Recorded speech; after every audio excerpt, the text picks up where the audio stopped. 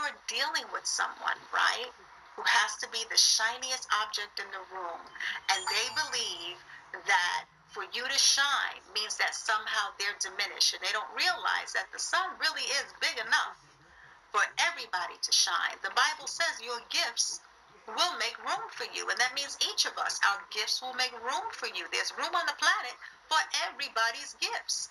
You need singers, but you need dancers too. You need writers, but you need editors, and the list goes on. You get the point that I'm making, that there's room enough for diversity on this planet.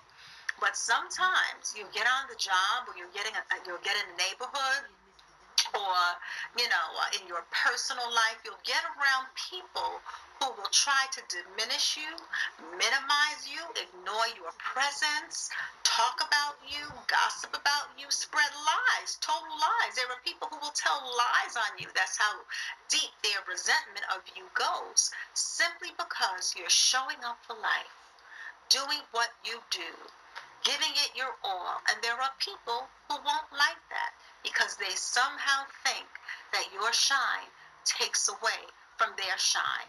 They somehow think that your grind and shine, particularly if you were grinding, you're out there hustling, doing what you got to do to grow your business, if you work for yourself, or to just do what you do at work. And there are people who will not like you because of it.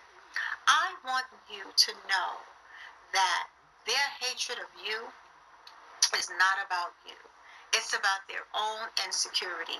And sometimes when we are on the receiving end of that type of hate, it can cause you to diminish your light. It can cause you to stop really, participating in life and showing up for life as your full self. And it can cause us to not bring our gifts to the table. And when you bring your gifts to the table, it really is a gift, because we need it all, right? We need problem solvers. We need creative people. We need people who could look at something very quickly, tell you what's wrong with it, and fine-tune it. But we also need visionaries.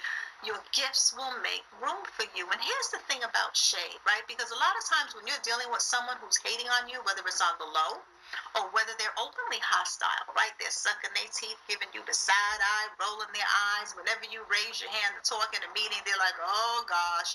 And they're making it pretty apparent that they don't like you. They're giving you what I call the mean girl treatment, or the mean guy treatment.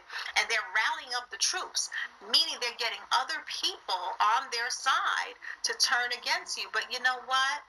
They never liked you anyway. They never liked you anyway. It's one of two things. If somebody's mind, right, can be influenced and they don't even know you, they've never had a conversation with you, and they're trusting the opinion of a gossip, of a person who has malice and larceny in their heart over you, then it shows you they either never liked you anyway, they're weak-minded, or they have no backbone. It's one of the three. So why would you even worry about somebody who never liked you anyway, who's weak-minded, and who has no backbone? Now, they may have backbone to be loud and ratchet. That's not having backbone. That's having no class. But they don't have the backbone to get to know you for themselves, to put away their insecurities, and to see the light within themselves. The only reason